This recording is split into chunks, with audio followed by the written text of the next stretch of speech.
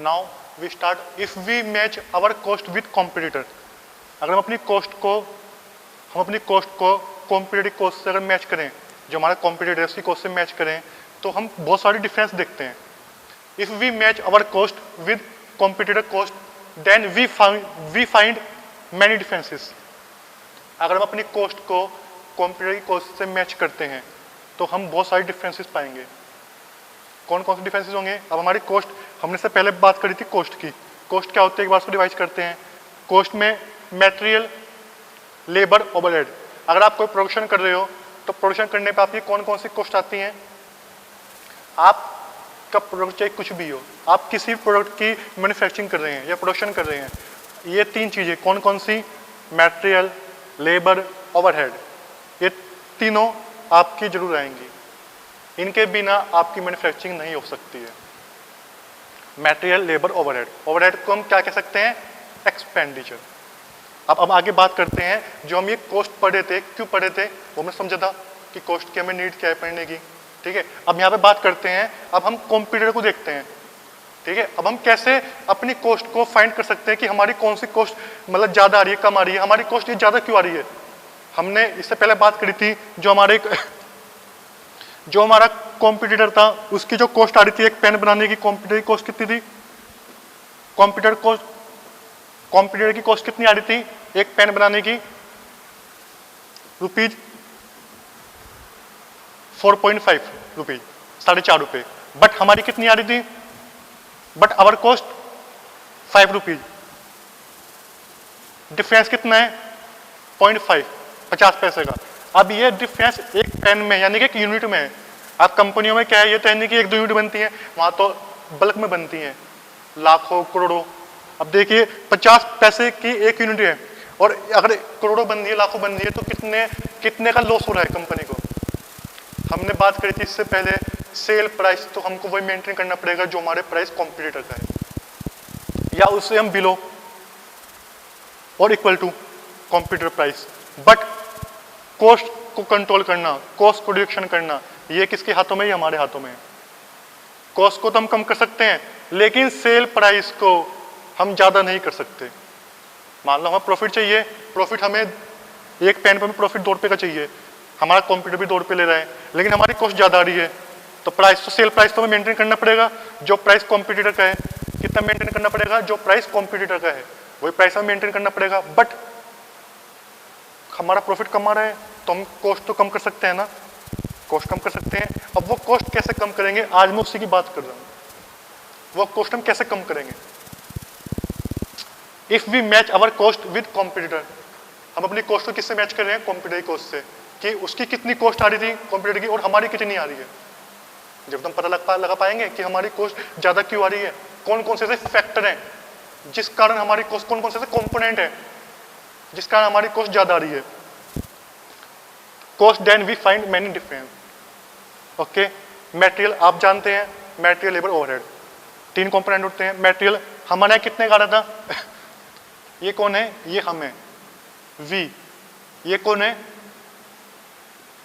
Competitor, ठीक है। ये कौन है? हम। मटेरियल हमारे यहाँ कितने का आ रहा है per unit? 3 rupees per unit, 3 रुपए का। कॉम्पिटिटर के यहाँ कितने का आ रहा है? 2.5, 2.5 रुपए का। लेबर हमारे यहाँ कितने की आ रही है? 2 रुपए पर यूनिट, उनके यहाँ भी 2 रुपए पर यूनिट, तो सेम है। ओवरहेड 1 रुपीज, उनके यहाँ 1.5 रुपीज, उनका ज्यादा हो रहा है। इतना खुश होने की जरूरत नहीं है।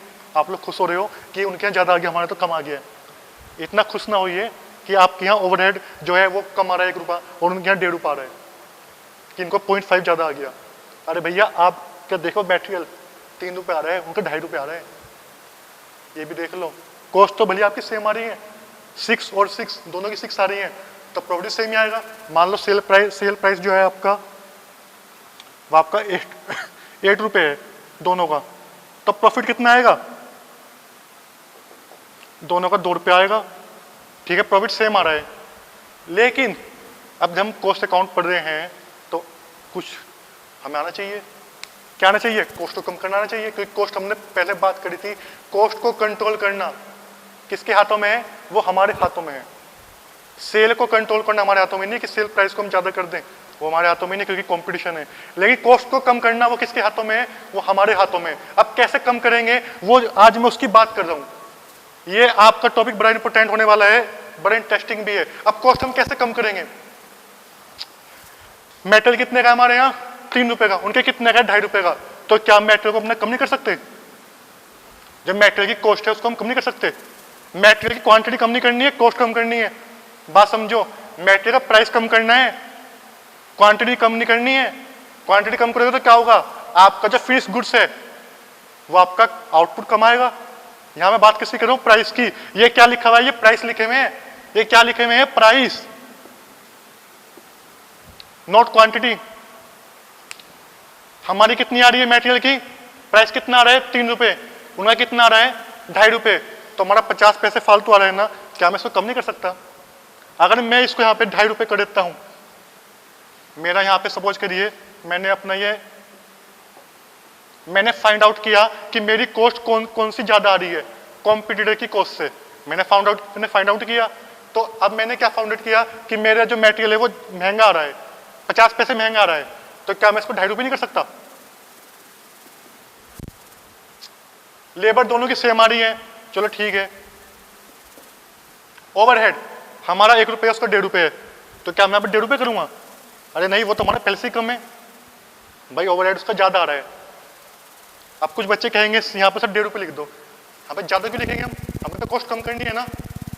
हमें थोड़ी कि जो उसका लिखा है हमें वो लिखना है, जो उसके रेट लिखे हुए हमें वो नहीं लेके चलने हैं। हमें तो देखना है कि कम क्या है, हमारी कॉस्ट कैसे कम होगी। उसकी कॉस्ट यहाँ पे कम थी तो हमने 2.5 रुपये कर ली अपनी कॉस्ट।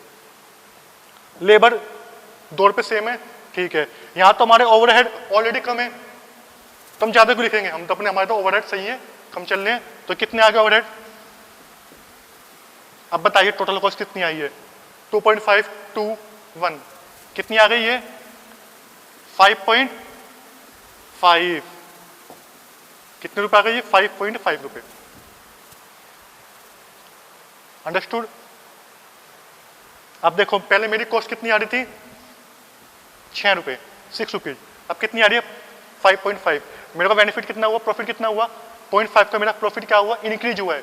कितना इंक्रीज हुआ है? 0.5 का। अगर मैं 1 करोड़ यूनिट बनाता हूँ 1 महीने में, तो मेरे को बेनिफिट कितना होगा? अगर मैं 1 करोड़ यूनिट बनाता हूँ 1 महीने में, या 1 हफ्ते में, या 10 दिन में, तो मेरे को 0.5 का फायदा मेरे को 1 यूनिट पे है। तो मेरे को 1 करोड़ यूनिट पे कितना फायदा होगा? 50 लाख रुपीज। 50 लाख होना फायदा। अब सेल प्राइस कितना था हमारा? 8 रुपये 6 था हमारा, तो मेरे को कितना फायदा हो रहा है? 2.5 रुपये का फायदा हो रहा है मेरे को। कितना फायदा हो रहा है? 2.5 रुपये का फायदा हो रहा है। पहले कितना हो रहा था? 2 रुपये का हो रहा था। तो अगर मैं चाहूं तो कंपटीशन में मैं अपने रेट कम भी कर सकता हूं। मेरे को प्रॉफिट ज्यादा नहीं चाहिए, जो सब दे रहे हैं मेरे को वो चाहिए। मैंने अपनी सेल प्राइस कम भी कर सकता हूं। मैं सेल प्राइस कम कर दिया तो क्या होगा? क्या होगा? मेरी सेल बढ़ जाएगी। आगे बात समझ में? तो हम कॉस्ट को निकालते हैं सेल प्राइस को डिफाइन करने के लिए नहीं, सेल प्राइस को फिक्स करने के लिए नहीं। वो तो फिक्स है। सेल प्राइस तो आपका मार्केट पर डिपेंड करता है। आप लोगों ने बीकॉम फर्स्ट ईयर में इकोनॉमिक्स पढ़ी है, आप जानते हो जो आपका ग्राफ बनता है डिमांड एंड सप्लाई का, ये आपने ग्राफ पढ़ा होगा डिमांड एंड सप्लाई का। ये आप कैसे जाता है?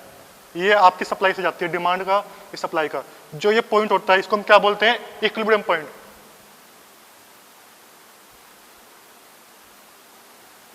सब जानते हैं ना? ये हम इसको पॉइंट को क्या बोलते हैं? Equilibrium point. इस पॉइंट पे आपका प्राइस फिक्स होता है। ये कैसा प्राइस है? ये मार्केट प्राइस है। ये कौन सा प्राइस है? ये मार्केट प्राइस है आपका। सेल प्राइस को मैं चेंज नहीं कर सकता। कम तो कर सकता हूं और इक्वल टू कर सकता हूं, लेकिन मैं उसको बढ़ा नहीं सकता। बढ़ाऊंगा तो क्या होगा? मेरे कस्टमर चले जाएंगे, मेरी सेल नहीं होगी। लेकिन मैं कॉस्ट को कम कर सकता हूं। यह बात मैं आपसे फिर कहता हूं, मैं अपनी कॉस्ट को कम कर सकता हूं। कॉस्ट कम करना मेरे हाथों में है, on my hand. Cost reduction and cost control on my hand, but sale is not control on my hand because competition. आई बात समझ में? तो सेल प्राइस यहां से फिक्स हो गया। अब कॉस्ट में ऐसे कम कर सकता हूं। अब आगे बात करते हैं, कॉस्ट हमने पढ़ी ली है, कॉस्ट हम पढ़ चुके हैं, कॉस्ट क्या आएगी। अब समझते हैं कॉस्टिंग क्या होती है। What is costing? Method to calculate. Costing क्या है? मेथड टू क्या, ये मेथड है, आप कौन सा मेथड यूज करते हो। अब वर्ड सुनते हैं कॉस्टिंग, बच्चे कहते हैं कॉस्टिंग, कॉस्टिंग की बुक चाहिए, कॉस्टिंग चाहिए। अरे कॉस्टिंग होती क्या है? ये एक मेथड है, method to calculate cost. Cost को कैलकुलेट करने का एक मेथड है। कॉस्ट की गणना करने के लिए, लागत की गणना करने के लिए आप कौन सा मेथड यूज कर रहे हो, कौन सी विधि अपना रहे हो, वो क्या है? कॉस्टिंग है। अब आपके बहुत सारे मेथड होते हैं जो आप अपनी बुक में पढ़ोगे भी आगे। जॉब कॉस्टिंग हो गई, बैच कॉस्टिंग हो गई, प्रोसेस कॉस्टिंग हो गई, कॉन्ट्रैक्ट कॉस्टिंग हो गई, ये सब आप पढ़ोगे किसमें? मेथड में। आप कौन सा मेथड फॉलो कर रहे हो अपनी कॉस्टिंग निकालने के लिए, कॉस्ट निकालने के लिए? कॉस्टिंग क्या है? Method to calculate cost. Cost को कैलकुलेट करने के लिए जो मेथड अपना रहे हो वो क्या है? कॉस्टिंग है। अंडरस्टूड? कॉस्ट अकाउंटिंग क्या होती है? अब बात करते हैं कॉस्ट अकाउंटिंग। हमने कॉस्ट पढ़ ली, कॉस्ट क्या होती है, मीनिंग समझ चुके हैं, कॉस्टिंग समझ चुके हैं। कॉस्ट अकाउंटिंग क्या होती है? अभी नया वर्ड आया cost accounting. Method to record transaction. अब यहां वर्ड आया अकाउंटिंग का। अब अकाउंटिंग का वर्ड का मतलब, आने का मतलब क्या है? बच्चे बीकॉम सेकंड टर्म में, फर्स्ट टर्म बच्चे अकाउंट पढ़ चुके हैं, जो अकाउंट वाले भी हैं 12th में, और जो नॉन अकाउंट वाले भी हैं। फर्स्ट टर्म में सब अकाउंट पढ़ चुके हैं, फाइनेंशियल अकाउंटिंग। अब बात अकाउंटिंग की आई, अकाउंट से वही क्या माइंड में क्या आता है? डेबिट और क्रेडिट, ये तो आता है। अब आप सोचो कि यहाँ पे डेबिट क्रेडिट अप्लाई होगा, वो तो फाइनेंशियल अकाउंटिंग में होता था, कॉस्ट अकाउंटिंग में अप्लाई होगा डेबिट क्रेडिट? सोचो, होगा नहीं होगा अप्लाई? भाई अकाउंटिंग का नाम तो आ गया, अब अकाउंटिंग के नाम से डेबिट क्रेडिट तो चलता है, बिल्कुल अप्लाई होगा यहाँ भी। यहाँ भी हम डेबिट क्रेडिट पढ़ेंगे, जनरल एंट्री पढ़ेंगे, लीजर पढ़ेंगे। आपका एक चैप्टर है कॉस्ट अकाउंटिंग में, integrated accounting and non integrated accounting. वहां पे आप ये सब पढ़ोगे, debit credit, general entry, ledger बनाने। अब हम बात करते हैं कॉस्ट अकाउंटेंसी। अब ये क्या है? Cost accountancy.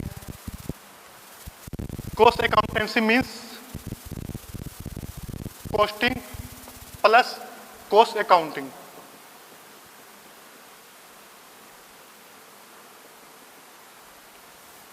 अगर मैं कॉस्टिंग प्लस कॉस्ट अकाउंटिंग को मिलाता हूं तो क्या बनती है? Cost accountancy. अब हमने आज 4 वर्ड पढ़े हैं। कौन कौन से वर्ड पढ़े हैं? कॉस्ट पढ़ा है, कॉस्टिंग पढ़ा है, कॉस्ट अकाउंटिंग पढ़ा है और कॉस्ट अकाउंटेंसी पढ़ा है। एक बार फिर इसका रिव्यू देखते हैं, मैंने आज क्या किया है। इससे पहले वीडियो में हम समझ चुके थे कि कॉस्ट हम कैसे मतलब डिफाइन करते हैं, इसके कॉम्पोनेंट कौन कौन से होते हैं। कॉम्पोनेंट हमारे 3 कॉम्पोनेंट थे, मटेरियल, लेबर, ओवरहेड। आज हमने क्या फाइंड किया? आज हमने देखना है कि हमारी कॉस्ट कैसे कम हो सकती है। कंप्यूटर की कॉस्ट तो कम आ रही है, हमारी ज़्यादा आ रही है, तो कौन कौन से ऐसे फैक्टर हैं, कौन कौन से ऐसे कंपोनेंट हैं जिस कारण हमारी कॉस्ट ज़्यादा आ रही है, क्या ऐसा रीजन है? हमने फाइंड आउट किया हमारा जो मटेरियल आ रहा है वो 3 रुपये पर यूनिट आ रहा है, उनके यहाँ 2.5 रुपये पर यूनिट। हमारी बात समझ में आ गई कि एक तो हमारी ये कॉस्ट ज़्यादा आ रही है, यहाँ पे हमारा जो एक्सपेंस है ज़्यादा आ रहा है, हमारा 3 रुपये उनका 2.5 रुपये है, 0.5 का फर्क आ रहा है ना 1 यूनिट पे। अगर ये लाखों करोड़ों यूनिट होंगी तो कितना फर्क आएगा? 50 लाख, 1 करोड़, 2 करोड़ का। आपको यहाँ पे 0.5 लग रहा है कि बहुत माइनर सा फर्क है, लेकिन ये 1 यूनिट का है। अब यहाँ पे लाखों करोड़ों यूनिट होगी तो कितना डिफरेंस आएगा? सेकंड हमने क्या फाउंड आउट किया? लेबर। लेबर हमारे यहाँ कितने की आ रही है? 2 रुपये की। उनके यहाँ कितनी की आ रही है? 2 रुपये की।